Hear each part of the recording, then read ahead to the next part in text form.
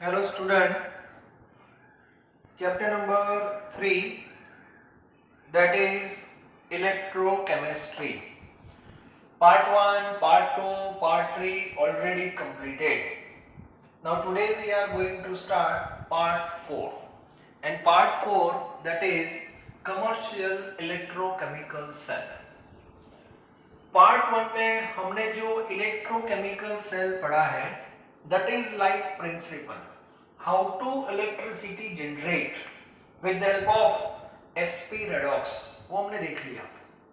Anode, cathode, anodic solution, cathodic solution, external circuit, internal circuit. Okay, अब ये सब हमने पढ़ लिया. सेल पोटेंशियल क्या है. अब डेली लाइफ में हम डेनियल सेल तो यूज नहीं कर सकते. कैसे करोगे मुझे बताओ. तो कंपनी वाले वो सेम जो प्रिंसिपल है उसको अप्लाई करते हैं और ऐसा कॉन्फ़िगरेशन सेटअप करते हैं जिससे हम जो सेल बनता है वो डेली लाइफ में हम आराम से यूज करते हैं. और ऐसे सेल, बैटरी हम रूटीन लाइफ में यूज करते हैं. आपको पता है आपके घर में पेंसिल सेल आप यूज करते हो, वॉल क्लॉक में, रिमोट में, आपके घर पे बैठ होती है, व्हीकल में, इन्वर्टर में. ठीक है. So all are like electrochemical cell. SP redox ही वहां पे होता है. तो हमारा जो लास्ट सेक्शन है इसीलिए है कि रूटीन लाइफ में भी इलेक्ट्रोकेमिकल सेल आप जो यूज करते हो उसके बारे में एज अ साइंस स्टूडेंट आपको पता होना चाहिए. और इसीलिए सेक्शन यहाँ पे रखा हुआ है, that is our part 4. Okay, तो सबसे पहले ये जो सेल होते हैं, बैटरी है, उसके दो कैटेगरी है. One that is primary, another that is secondary. अब ये प्राइमरी सेकेंडरी का जो डिफरेंस है वो किस बेस पे है. तो सबसे पहले आप कोई भी सेल या बैटरी जब मार्केट से लाते हो, शॉप से लाते हो, तो वो लाइव है. क्लियर. ओके. फिर वो प्राइमरी हो या सेकेंडरी हो, बाद में हम वो सेल या बैटरी को पर्टिकुलर इक्विपमेंट, इंस्ट्रूमेंट में यूज करते हैं. जैसे पेंसिल सेल आपने रिमोट में डाल दिया, वॉल क्लॉक में डाल दिया. ओके, बाद में उसका यूज होगा. बैटरी है, व्हीकल में डाल दी, गाड़ी स्टार्ट हो गई और आप उसका यूज करते हो. यूज करते हो इसका मीनिंग हुआ कि वो सेल हो या बैटरी हो, उसमें एसपी रेडॉक्स स्टार्ट हो गया, स्पॉन्टेनियस रेडॉक्स, और ये प्रोसेस चलती रहेगी up to particular time interval. 2 महीने, 3 महीने, 6 महीने, 2 साल, 3 साल, व्हाटएवर. ठीक है. आफ्टर सम टाइम सेल और बैटरी बिकम्स डेड, ये सबको पता है. Okay, and this process is known as discharging. ये प्रोसेस को क्या बोलते हैं, डिस्चार्जिंग. तो प्राइमरी सेल हो या सेकेंडरी हो, दोनों क्या हो गए, डिस्चार्ज हो गए. ऐसा नॉर्मली हम बोलते हैं कि चलो ये सेल अब क्या हो गया, डिस्चार्ज हो गया, उसको चेंज कर दो या तो फेंक दो, ऐसा बोलते हैं नॉर्मली. ओके, तो लाइफ से डेथ की जो प्रोसेस है that is known as discharging process. ये पहले क्लियर होना चाहिए. ओके, अब यहां से दो कैटेगरी हो जाती है. जो प्राइमरी सेल है उसको हम वापस डेड में से लाइव नहीं कर सकते, and that process is charging. तो इसका मीनिंग क्या होता है, you cannot charge primary cell. तो प्राइमरी सेल का मीनिंग होता है those cell does not charge or not convert from dead to live. Clear. तो इसको बोलते हैं प्राइमरी. सेकेंडरी में आप देखना, once this cell dead, you can charge again by supplying external voltage. Okay, तो सेकेंडरी को हम डेड में से वापस लाइव कर सकते हैं, मतलब इसका चार्जिंग पॉसिबल है. क्लियर होना चाहिए. ओके, और इसका चार्जिंग पॉसिबल नहीं है. तो रूटीन लाइफ में मैं आपको बताऊं एग्जांपल. आपके घर जो पेंसिल सेल है जिसको हम बोलते हैं dry cell, that is like primary cell. आपको भी पता है 6 महीने बाद, 2 महीने बाद, 3 महीने बाद वो सेल डिस्चार्ज होता है, उसको फेंक देते हो, नया सेल लाते हो, क्योंकि उसका रिचार्जिंग होता ही नहीं. क्यों नहीं होता वो देखेंगे. ओके, दूसरा है बटन सेल जिसको बोलते हैं मर्क्यूरी सेल. और ये सेल हम नॉर्मली रिस्ट वॉच में यूज करते हैं। तो ये दोनों प्राइमरी कैटेगरी में आएंगे। सेकेंडरी हमारे घर में जो कार है उसमें जो बैटरी है, yes that is secondary. Actually वो लीड स्टोरेज सेल है। और दूसरा है निकल कैडमियम स्टोरेज सेल। ऐसे दो सेल आते हैं, लेकिन नॉर्मली हम यूज करते हैं लीड स्टोरेज सेल। ओके, तो डिटेल में आप देखो तो हमें ड्राई सेल पढ़ना है और लीड स्टोरेज सेल, ये डिटेल में थोड़ा पढ़ना है। साथ में दोनों भी आपको पढ़ने हैं बोनस में। Yes, clear. और लास्ट में आपको एक स्पेशल सेल भी पढ़ना है, special cell. Okay, that is not primary not secondary, just special, and which is known as fuel cell, which is known as fuel cell. Based on type of fuel, for example, you can use methane as a fuel, you can use hydrogen as a fuel. So in our syllabus hydrogen fuel cell is there, तो ये भी हम पढ़ेंगे, ये भी important है। और ये सब सेल कंप्लीट हो जाए उसके बाद एक लास्ट थियरी हम पढ़ने वाले हैं, that is rusting of iron. Rusting of iron, ये भी हम पढ़ लेंगे, ठीक है। तो सेक्शन नंबर 4 हमारा जो है उसमें इतने टॉपिक्स हैं टोटल, तो सारे टॉपिक्स हम कवर करेंगे वन बाय वन। 3 या 4 लेक्चर हम यूज करने वाले हैं और ये आपका पार्ट 4 कंप्लीट हो जाएगा तो आपका चैप्टर भी कंप्लीट हो जाएगा। ओके, तो आज मैं प्राइमरी सेल के बारे में डिस्कस करने जा रहा हूँ और उसमें दो सेल है, one that is dry cell, second that is mercury cell. Okay, तो आज हम प्राइमरी सेल के बारे में बात करेंगे। नेक्स्ट लेक्चर में हम सेकेंडरी सेल के बारे में बात करेंगे और बाद में देखते हैं दोनों टॉपिक हम एक साथ ले लेंगे, ठीक है, नो प्रॉब्लम।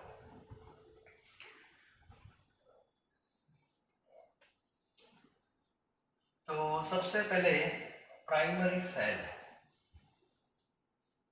तो ये पूरा टॉपिक जो है वो आपका इजी है, पढ़ना है। ऑक्सीडेशन किसका होगा, रिडक्शन क्या है, ये सब आपको पढ़ना है, लेकिन बहुत इजी टॉपिक है, टेंशन लेने की कोई जरूरत नहीं। So the first cell that is dry cell. Okay, उसके बारे में डिस्कशन करेंगे।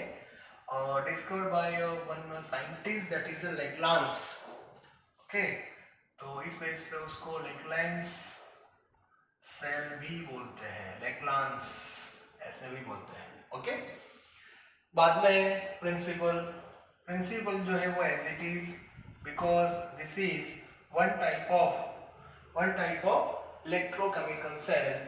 सो conversion of chemical energy, conversion of chemical energy into electrical energy,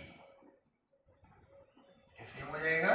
okay, then next topic that is configuration. Configuration में आपने ड्राई सेल देखा ही है, उसका जो शेप है दैट इज सिलिंड्रिकल। ओके, तो यहाँ पे हम 2 डायमेंशन के बेस पे आगे बढ़ेंगे। तो सिलिंड्रिकल आपको पता है शेप रहता है उसका, लेकिन अभी हम इस फॉर्म में रेक्टेंगल फॉर्म में दिखा रहे हैं 2D में। अब इसका जो बॉटम है that is made up of zinc metal. In future zinc metal act as a anode and anode is negative. पूरा डेनियल के साथ आप कंपेयर करते हैं बस, और कुछ नहीं है। जैसे वहां पे एनोड है, जिंक है, कॉपर, कैथोड है, उनके कांटेक्ट में दो सॉल्यूशन थे, anodic solution, cathodic solution, then circuit external and internal. Internal salt bridge, यहाँ पे सॉल्ट ब्रिज नहीं आएगा क्योंकि जो सॉल्यूशन है वो ऑलरेडी कांटेक्ट में होंगे। क्लियर? तो सबसे पहले जिंक एनोड क्लियर होना चाहिए। उसका जो बॉटम है, यहाँ पे जो इनर पार्ट, इनर वॉल है, वहां पे पोरस लेयर होता है, ठीक है, यहाँ पे पोरस लेयर भी होता है। तो ये पार्ट हो गया आपका एनोड। बाद में सेंटर में यहाँ पे कार्बन रोड होता है and there are 3 allotropes of carbon, diamond, graphite and fluorine. लेकिन ये जो कार्बन का रोड है that is made up of graphite not diamond. 10 रुपए का आता है। ओके, यस, तो ये जो है ये ग्रेफाइट रोड है, तो ये क्लियर होना चाहिए। Graphite that is like cathode, graphite है मतलब ये इनर्ट होगा, वो भी क्लियर होना चाहिए, और ये पॉजिटिव होगा। क्लियर? तो जिंक है वो एक्टिव है, यस, ये एक्टिव इलेक्ट्रोड है और ये इनर्ट इलेक्ट्रोड है।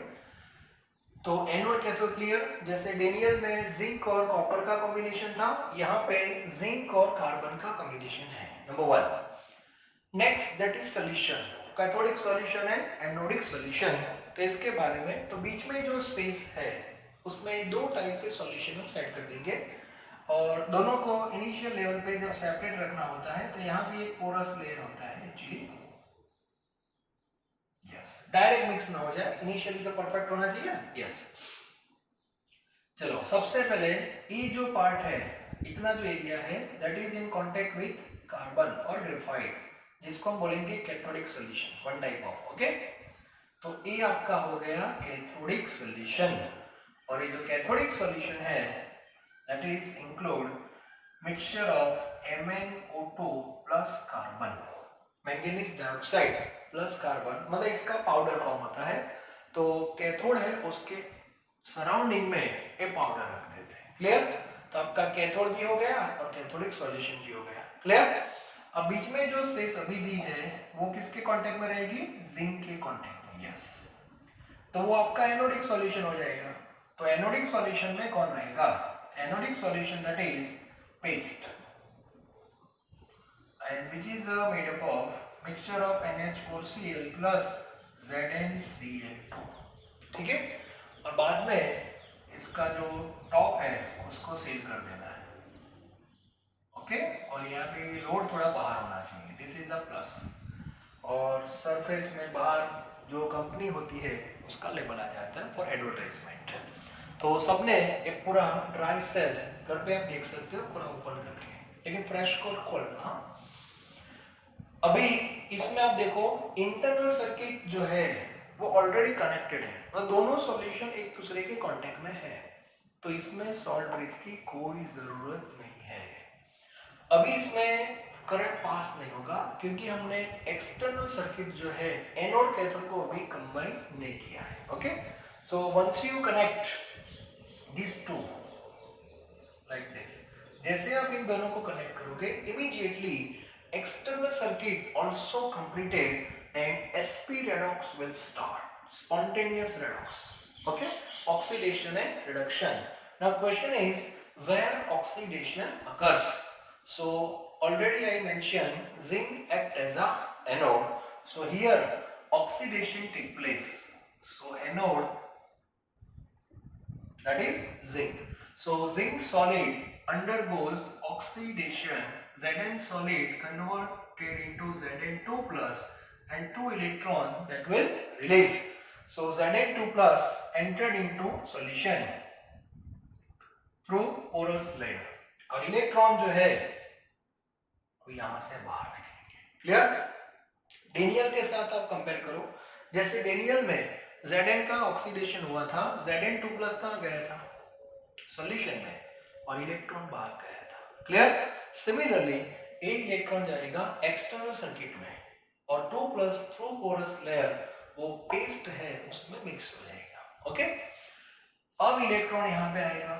Now see graphite that is inert electrode just provide surface, not take part in chemical reaction. तो यहां पे cathode. Now which component gain electron? So that is MnO2. So here MnO2 plus NH4 plus, both component involved in this reaction plus electron gives MnOOH plus ammonia. दो electron यहां से निकले हैं तो आप दो से मल्टीप्लाई कर दो तो भी नो प्रॉब्लम, ठीक है। एक बार बैलेंस चेक कर लो, Mn दोनों साइड तो दो हो गए, ऑक्सीजन 2 2 जा 4, यस, देन नाइट्रोजन 2, हाइड्रोजन 4 2 जा 8, 3 2 जा 6 प्लस 2 8 इलेक्ट्रॉन इलेक्ट्रॉन, क्लियर? तो इस बेस पे पूरा रेडॉक्स हो जाता है। अब यहाँ पे MCQ निकलते हैं, which component undergoes oxidation and what is the change in its oxidation number and which one undergoes reduction. तो सबको क्लियर होना चाहिए कि इसमें एक्चुअली ऑक्सीडेशन किसका हुआ और रिडक्शन किसका हुआ, ठीक है। सो ऑक्सीडेशन किसका हो रहा है मुझे बताओ, which component undergoes oxidation? So obviously zinc, okay, so oxidation हो रहा है zinc का and its change in oxidation from 0 to +2, कहां से लिखोगे, तो Zn का ऑक्सीडेशन स्टेट यहाँ पे 0 है और यहाँ पे +2 है, क्लियर, तो परफेक्ट होना चाहिए। Second thing is reduction, which one undergoes reduction, so be careful in that topic, MnO2. Sometimes student mention NH4 plus. How can you decide which component undergoes oxidation and reduction? Just simply by change in oxidation state. Redox में मैंने आपको बता दिया है, okay. तो इसमें Mn जो है उसका स्टेट आप देखना +4 है 1 Mn का, और यहाँ पे आप Mn का स्टेट चेक करोगे that is +3. So Mn undergoes reduction and its oxidation state change from +4 to +3. Student mentioned NH4 plus. Why? See the state of nitrogen. Here state of nitrogen that is -3 and here also -3. So how can you say NH4 plus undergoes reduction? Oxidation state change होता ही नहीं है, nitrogen का भी नहीं हो रहा है, hydrogen का भी नहीं हो रहा है, इसमें हाइड्रोजन +1 है, इसमें भी +1 है, clear. Only one component that is Mn change its state, so be careful about reduction MnO2, clear. Now cell potential of this cell that is in range 1.25 to 1.50 volt, okay. Now this ammonia that is in gaseous form but not evolved, okay. Why? So these ammonia combine with Zn2 plus and we have one complex that is ZnNH34 plus 2. This is complex compound, not simple compound. Complex क्या है वो पूरा उसका chapter है, clear, वो बाद में देखेंगे, लेकिन एमसीक्यू में आपको पता होना चाहिए। Type of complex that is Ml4 complex, okay. तो this is the information regarding dry cell, तो आपका क्लियर होना चाहिए, ओके। बाद में उसके एप्लीकेशन क्या है, यूजेस क्या है, वो तो आप लिख ही सकते हो, वॉल क्लॉक है वहां पे यूज करते हो, रिपोर्ट में यूज कर रहे हो, ठीक है, तो ये सब इसमें आप लिख सकते हो। So this is a dry cell, और इस सेल को हम वापस चार्जिंग में नहीं ला सकते। चार्जिंग का मीनिंग होता है, मान लो कि ये सेल डेड हो गया, अब मुझे इसको फिर से लाइव करना है, तो कैसे कर, चले लाइव हो जा, तो अपने आप थोड़ी होगा, तो इस सेल को दूसरी बैटरी एक्सटर्नल वोल्टेज उसको देने पड़ेंगे। तो यहाँ पे जब हम देते हैं तो ये सारे रिएक्शन रिवर्स होने चाहिए, reverse in the sense Zn2 plus convert into Zn होना चाहिए, Mn +3 से +4 में जाना चाहिए, but unfortunately that redox does not occur, non SP redox does not occur, होता ही नहीं है, आप कितना भी ट्राई कर लो, बिकॉज ऑफ मटेरियल, ओके।